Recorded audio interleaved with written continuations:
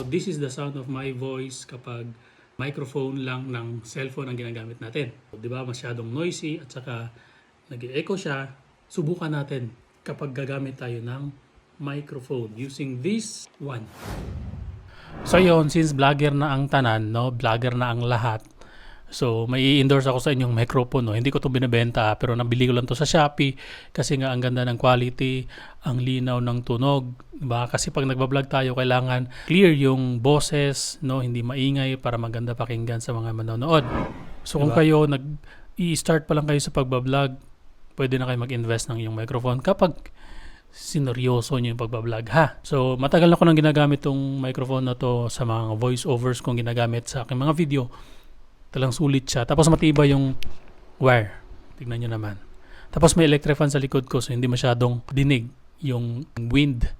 Ayun. So maganda siya. So kung gusto nyo na ito, nasa comment section ang link. Check out mo na!